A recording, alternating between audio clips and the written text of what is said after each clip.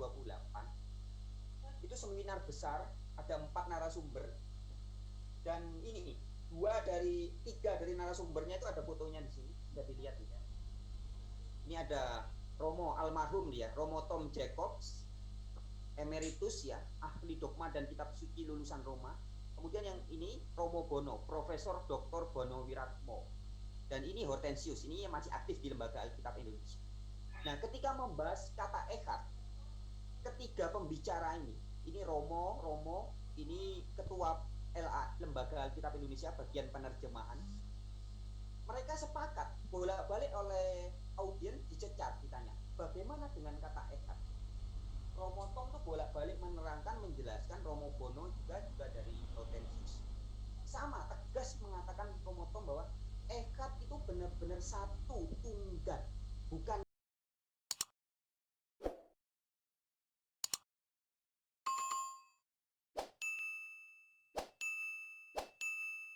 Bismillahirrahmanirrahim.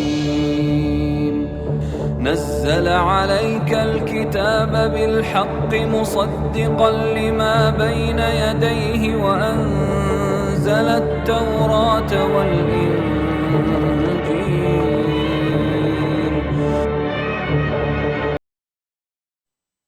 Assalamualaikum warahmatullahi wabarakatuh. Bismillahirrahmanirrahim. Alhamdulillahi rabbil alamin. Wassalatu wassalamu ala asrafil anbiya'i wal mursalin wa ala alihi wa sahbihi ajma'in. Amma ba'du. Jumpa kembali dengan Ngaji Metal Channel. Pemirsa yang dirahmati Allah Subhanahu wa taala, Tuhannya Abraham alaihissalam, Tuhannya Musa alaihissalam, Tuhannya Yesus alaihissalam, dan Tuhannya Muhammad sallallahu alaihi wasallam. Kali ini kita akan mereview atau melihat kembali beberapa channel YouTube yang berisi tentang lucu-lucuan dari umat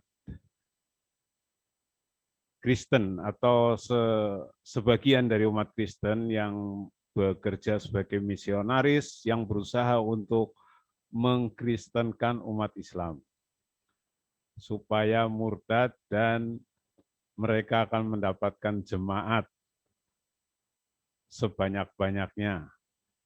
Satu contoh yang tampil di layar ini adalah Pendeta Paul Zhang yang kemudian dia mencoba membuat satu konten yang berjudul menjelaskan Trinitas yang Alkitabiah kepada Muslim. Lalu tujuannya apa, saudara-saudara sekalian yang dirahmati Allah Subhanahu wa taala?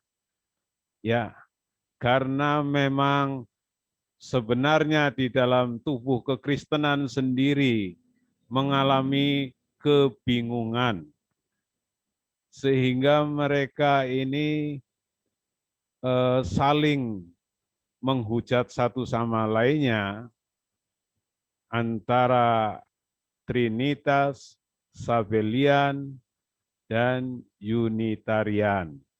Dan masih banyak lagi yang lainnya.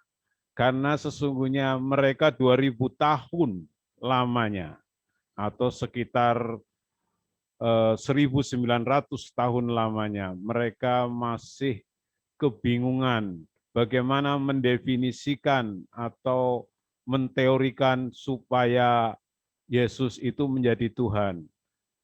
Nah, untuk itu mari kita bersama-sama kita simak untuk membandingkan dari 3 paham yang sesungguhnya masih dalam keraguan antara Kristen sendiri. Ya, manusia punya roh, punya tubuh, punya jiwa, dan itulah manusia. Tetapi tubuh ini Roh ini bukan tubuh. Perhatikan saudara-saudara Tubuh ini yang bukan dirahmati jiwa, Allah jiwa ini Subhanahu wa taala. tapi inilah yang membentuk manusia. Deb Manusia Paul tanpa Sang roh mati. mencoba menjelaskan Fokus bahwa 2 Trinitas itu sebuah ayat perumpamaan 26. Tubuh tanpa roh mati. seperti halnya Tetapi kita manusia lihat dalam terdiri Kejadian 2 dari ayat roh, 7, ketika tubuh, roh dan bertemu jiwa. dengan tubuh, maka ia punya jiwa. Dan nanti dikatakan di Alkitab, nanti lihat video saya yang lain, roh, jiwa, dan tubuh, jiwa, dan roh. Ketika roh ini kembali kepada Allah dalam Pengkhotbah 3, roh kembali kepada Allah, maka tubuh ini kembali menjadi debu. Roh ini kembali kepada Elohim, karena ia adalah Bapa segala roh. Ibrani 12, ia adalah Bapa segala roh. Dan roh kembali kepada Elohim, dan tubuh kembali kepada debu. Maka jiwa ini pergi ke Hades atau pergi ke Firdaus. Kalau dia pergi ke Hades, dia akan dihakimi dan masuk neraka. Kalau dia pergi ke Firdaus, dia akan dibangkitkan bersama tubuhnya dan masuk dalam kerajaan 1000 tahun, lalu masuk ke dalam langit dan bumi yang baru. Ya, jadi jelas ada roh, ada tubuh, ada jiwa yang membentuk manusia. Roh bukan tubuh, tubuh bukan jiwa, jiwa bukan roh. Nah, ini sama dengan ini. Maka roh ini, ya, Yohanes 4 ayat 24, Bapa adalah roh, ya. Allah El kan dipanggil Bapa sama Yesus di dalam Yohanes 5. Di dalam Yohanes 5, Yesus memanggil Bapa adalah El, memanggil El adalah Bapanya. Di dalam Mazmur 89 ayat 27, Abi atah Eli, El itu panggilnya Bapa. Yang namanya Bapa itu adalah El. El sama dengan Bapa. Ya. Maka Bapa ini atau El adalah roh. Dan ini jelas punya Yesus, ya. Ada Yesus, dia punya anak bernama Yesus, bukan anak dari biologis, tapi disebut anak karena ia adalah Bapa segala roh. Dan Yesus berasal dari Bapa, makanya disebut anak Allah. Ya, ini adalah tubuh fisiknya yang di dunia. Ini adalah Bapa. Dan kemudian adalah Roh Kudus. Tadi kita tahu Yesus punya roh, Yesus punya jiwa, dan punya tubuh, punya sarka. Inilah Trinitas. Jadi begitu cara menjelaskan Trinitas kepada orang Islam, ya. Lihat, manusia punya roh, punya tubuh, punya jiwa, dan mereka disebut manusia. Demikian juga dengan Elohim. Elohim adalah disebut Bapa, Anak, dan Roh Kudus. Mereka itu disebut dengan Allah. Tetapi Bapa yang adalah roh jelas bukan tubuh itu. Tubuh itu bukan jiwa. Kenapa? Karena Roh Kudus di dalam Yohanes 14 dikatakan ia akan mengingatkan, mengajar, menasihati, menghibur, itu semua ada di jiwa. Itulah sebabnya kalau Anda tanya pada orang ortodoks, Anda kan tahu bahwa roh hikmat atau hagios pneuma, Sophia pneuma atau Hagia Sophia. Kalau Anda lihat itu ya, Hagia Sophia di Turki itu adalah roh hikmat, hikmat yang kudus, hikmat yang kudus. Sehingga Anda sekarang mengerti bagaimana cara menjelaskan Trinitas. Dan Anda akan ditanya lagi orang Islam, loh, kan ini 1 tambah 1 tambah 1 sama dengan 3. Ya, kita lihat ini ya. 1 tambah 1 tambah 1 sama dengan 3. Enggak, kamu nggak bisa menjumlahkan. Karena ini bukan penjumlahan 1 tambah 1. Ini sama dengan A ditambah B ditambah C. Hasilnya ya ABC. Ya, ini bukan 1. Karena jelas kalau bilang 1, roh dengan tubuh itu berbeda. Tubuh dengan roh itu berbeda. Jadi ini adalah sebuah A. Ya, coba kita sekali jangan bikin ABC deh. Kita jangan bikin ABC, tapi roh ditambah jiwa ditambah tubuh, maka hasilnya sama dengan RJT. Tetap RJT, R ditambah J ditambah T, ya RJT, bukan R kali J kali T, tapi R ditambah J kali T, ya. Jadi nggak bisa 1 tambah 1 tambah 3, nggak bisa, karena RJT ini jadi 1 tadi Echad. Itulah sebabnya nggak dibilang ya, Shema Israel Adonai Eloheinu Adonai Yahid. Kenapa nggak disebut Yahid? Disebutnya Echad. Ini Echad jadi 1. Ya. Jadi ini adalah Echad. Echad. Ya, ini adalah Echad. Tubuh manusia ini adalah Echad. Bukan Yahid. Kalau Yahid ini cuma 1 tik, itu Yahid. Tapi ini kan ada 3 kandungan ya, dijadikan satu, di mix jadi satu yang tidak terpisahkan. Makanya namanya echad. Begitu ya. Nah, coba lihat. Kalau Anda masih mau dia berkekeh dengan 1 tambah 1 sama dengan 3, maka kita akan kembalikan Muhammad tadi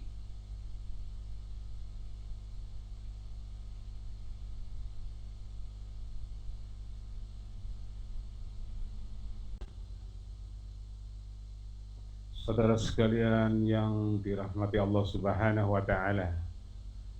Jadi logika Paul Zhang ini jelas sudah mentok. Kalau pengibaratan bahwa Trinitas itu seperti manusia, di mana terdiri dari roh, tubuh, dan jiwa.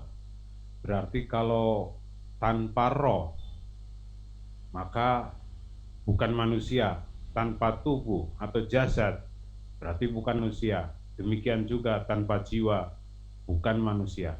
Jika logika demikian, maka jelas berbenturan dengan ayat-ayat yang ada di dalam Injil sendiri, di mana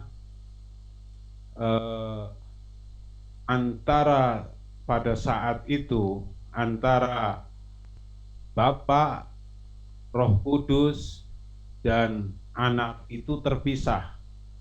Dengan demikian, jika manusia itu diibaratkan sebagai God atau Tuhan, maka saat itu tidak ada Tuhan, tidak ada Tuhan, karena mereka terpisah.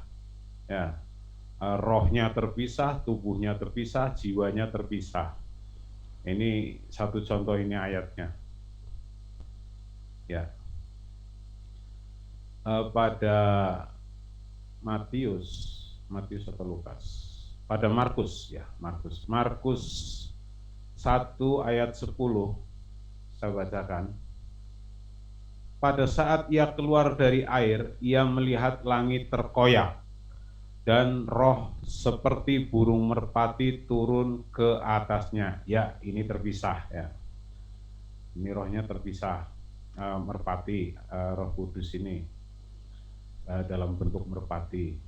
Lalu terdengar suara dari sorga. Ya, ini Bapak sekarang saat itu ada di sorga. Engkaulah anakku yang kukasihi, kepadamulah aku berkenan. Ya, kemudian Yesus sendiri sedang dibaptis atau baru selesai dibaptis. Ini apabila dianggap sebagai satu kesatuan dalam tubuh manusia dengan perumpamaan tubuh manusia, maka pada saat Yesus hidup di dunia atau dalam hidupnya selama 30 tahun, maka itu tidak ada God, karena mereka belum bersatu gitu. Yang kedua masalahnya adalah bahwa Yesus baru ada pada abad pertama. Jika demikian, maka sebelum Yesus itu seolah-olah tidak ada God, tidak ada Allah. Kenapa? Karena masih kurang satu, masih belum ada Yesus. Ya, kan tadi seandainya perumpamaan itu adalah manusia yang terdiri dari roh, jiwa, dan tubuh. Kalau salah satu diantaranya, maka dia bukan manusia. Ya, jadi ini logika yang konyol dari Paul Zhang. Kemudian 1 tambah 1 tambah 1 sama dengan 3. Dijawab dengan Yesus, J, Roh Kudus, R, dan Bapa itu menjadi R, J, B, atau A ditambah B ditambah C sama dengan A, B, C. Itu logika, tidak ada logika itu di dalam matematika. Jadi itu sudah mentok. Dan trinitasnya Paul Zhang atau trinitas penjelasan dari Paul Zhang ini dibantah habis oleh De Gingadas juga, De Gingadas atau Verbum Veritatis.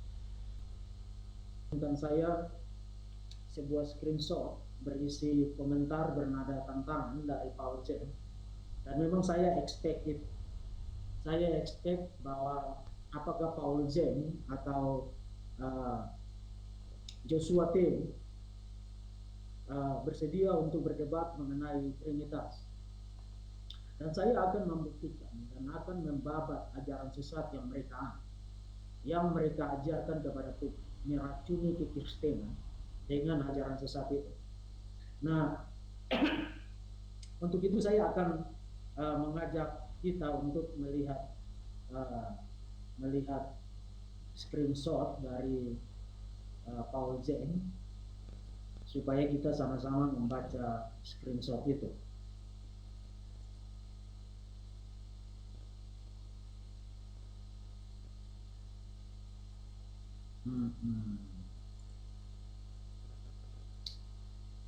Iya, saya kira saudara sudah bisa lihat screenshotnya sekarang di screen. Jadi Paul Zeng menantang saya untuk berdebat. Suruh si Deki ke Zoom saya kalau dia memang berani debat eksistensi Trinitas di Alkitab Senin sampai dengan Jumat, Jum, dan seterusnya. Nah, itu adalah isi screenshot bernada tantangan dari Paul Zeng. Nah, pertama, saya ada beberapa komentar untuk komentar Paul Zeng pada screenshot itu. Pertama, saya selalu tidak respect dengan orang yang mengajak saya berdebat sambil menggunakan kata kalau berani.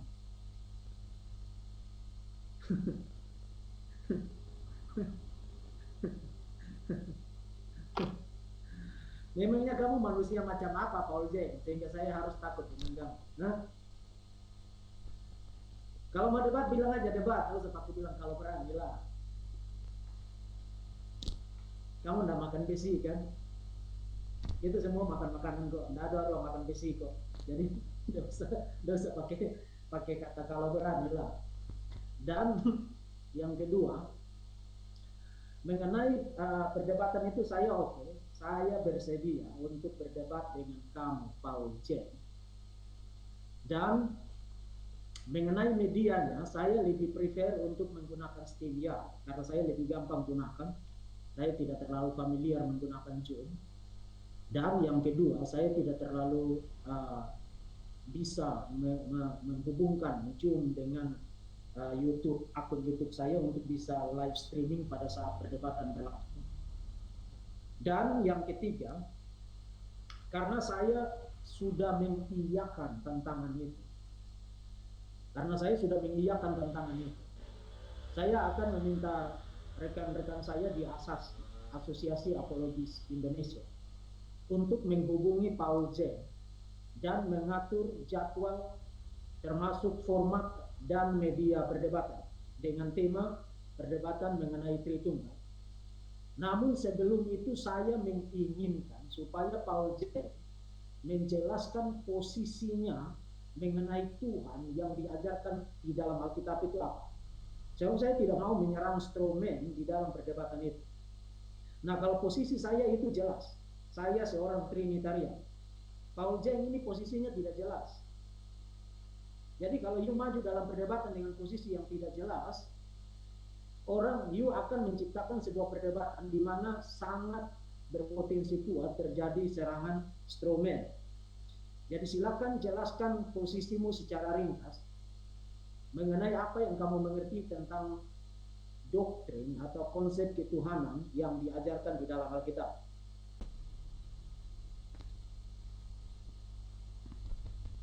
Trinitas. Allah itu Esa yang berkeberadaan dalam 3 pribadi ilahi yang setara namun berbeda. Oke, baiklah pemirsa yang dirahmati Allah Subhanahu wa taala. Yang jelas bahwasanya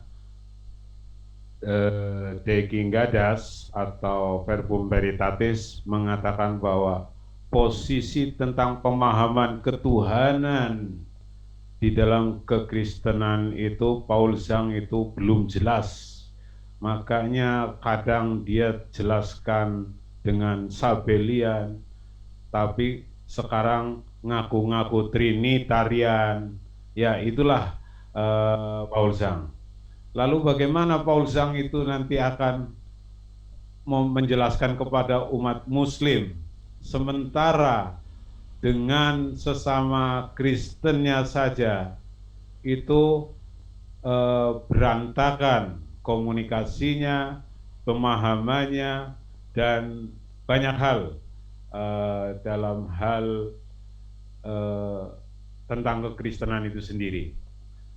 Nah, kemudian kita akan lihat bagaimana sikap Unitarian yang merupakan sekte Kristen juga, akan tetapi dia menolak segala sesuatu tentang Sabellian maupun Trinitarian, karena sesungguhnya bahwa ajaran murni kekristenan adalah seperti apa yang dijelaskan oleh Unitarian, akan tetapi konsep ketuhanannya, bukan ajaran secara keseluruhan, akan tetapi tentang konsep ketuhanannya yang sebenarnya diajarkan Yesus sendiri adalah Unitarian. Mari kita lihat tentang pendapat Unitarian tentang Trinitarian atau Trinitas.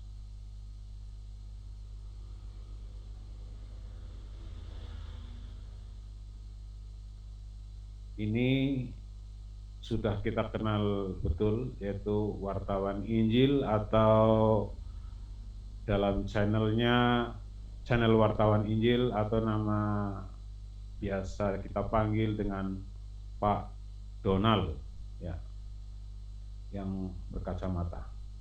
Ya, saya ingin menyampaikan ayatnya di Markus 12 ayat yang ke-29.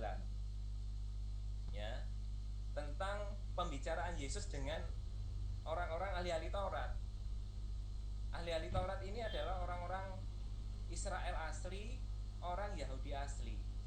Bagaimana kemudian memahami Allah itu? Yesus mengatakan demikian. Hukum yang terutama ialah, dengarlah hai orang Israel, Tuhan Allah kita, Tuhan itu Esa.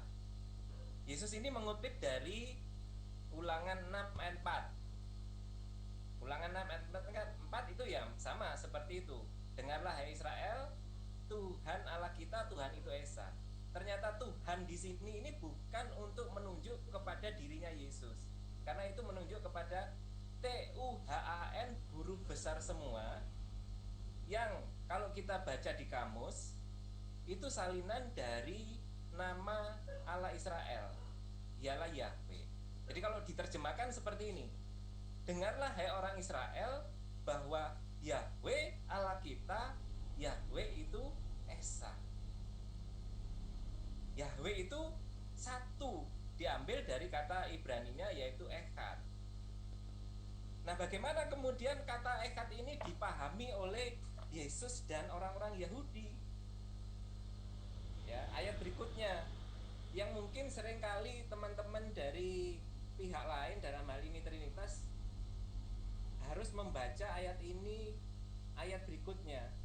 Lalu kata ahli Taurat ayat 20, ayat berapa ini? 32. Lalu kata ahli Taurat itu kepada Yesus, tepat sekali Guru, benar katamu itu bahwa Dia Esa dan bahwa tidak ada yang lain kecuali Dia.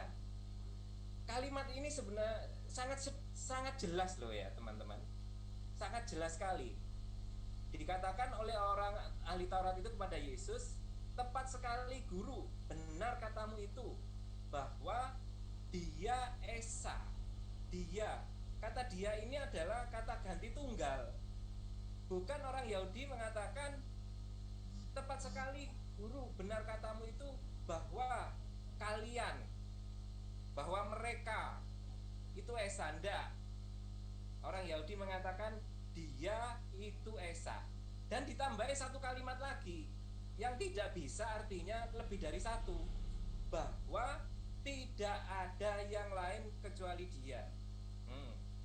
Jelas enggak ini kira-kira kalau misalnya hanya ayat ini saja yang ngomong, coba tidak ada yang, ya jelas enggak ngomong kayak gitu Yahudi ini, orang-orang Yahudi.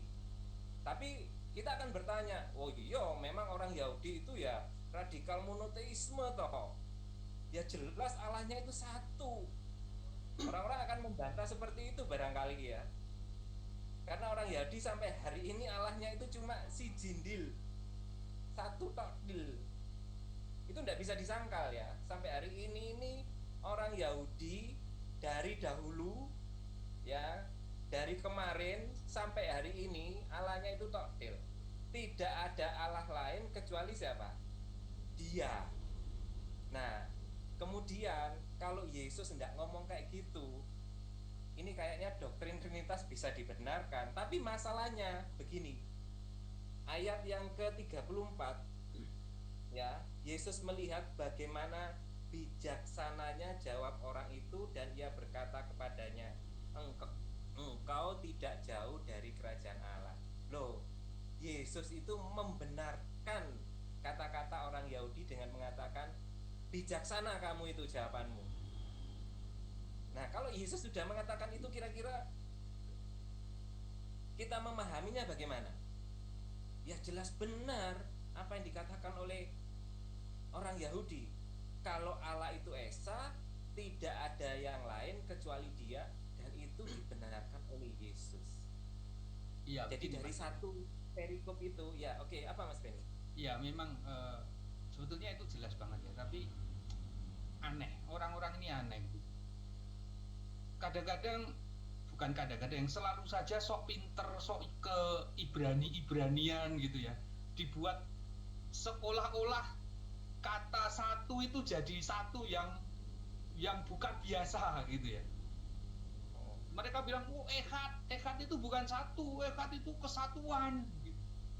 Nah padahal loh, echad itu artinya podo wae mbek satu, podo wae mbek one gitu. Nggak perlu pakai bahasa Ibrani, nggak perlu pakai bahasa lain. Echad itu satu, satunya bahasa Indonesia sama dengan echadnya bahasa Ibrani. Nggak usah aneh-aneh gitu. Jadi mosok satu itu kalau bahasa Jawa itu jelas setunggal kan gitu. Tapi kalau di teman-teman kita saudara-saudara Kristen, satu itu bukan setunggal, tritunggal. Kan lucu Ya. Frans, mau nambah apa Frans? Echad itu betul-betul seperti bahasa Indonesia satu, bahasa Inggris one ya. Jadi kalau dalam bahasa Ibrani itu kan echad satu, kalau dua itu snayim, tiga salos, empat arba, lima kamsa, enam cisa, tujuh sifa, delapan simona, sembilan tisa, 10 asara ya.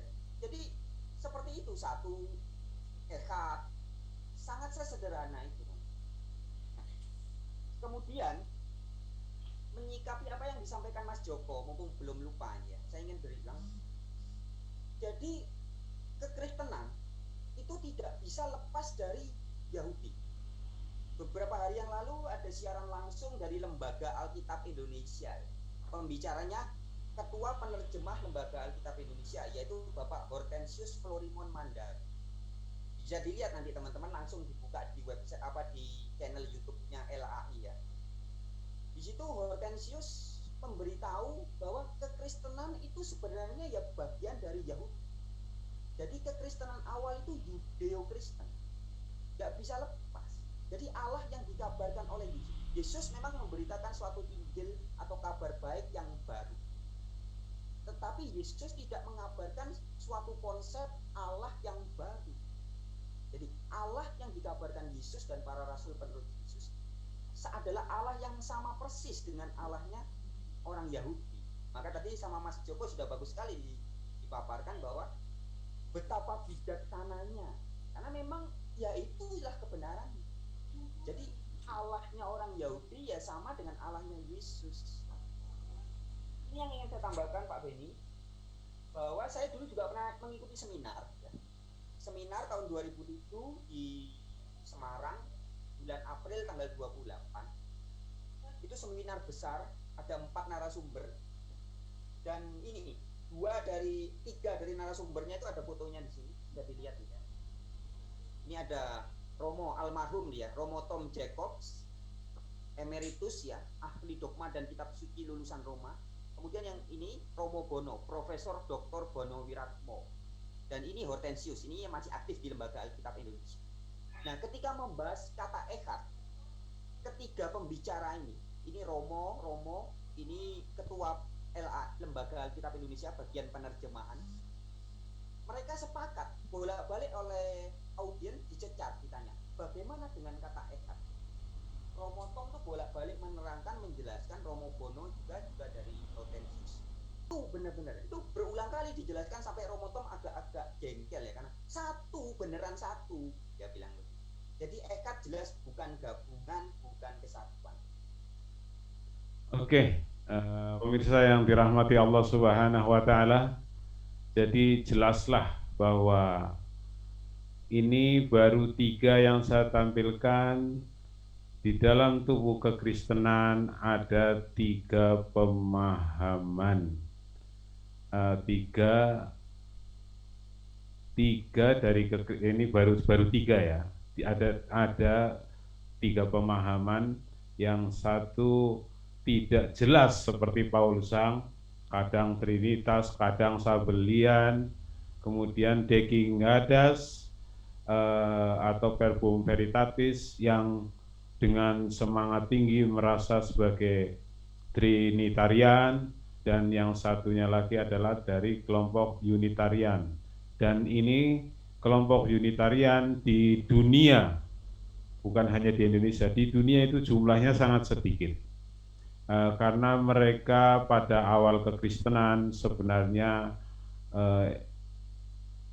inilah eksistensi mereka itu di awal kekristenan.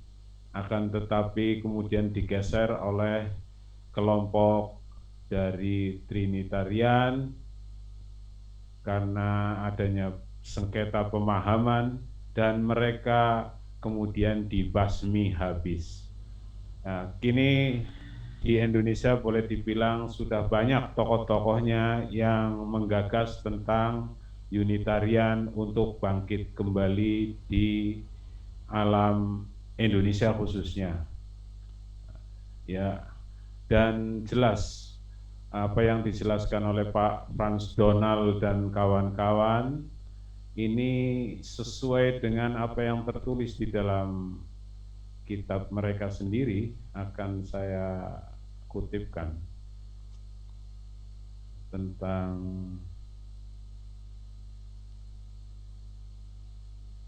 pemahaman tentang Esa, ya. Esa, baiklah. Ini di sini Esa.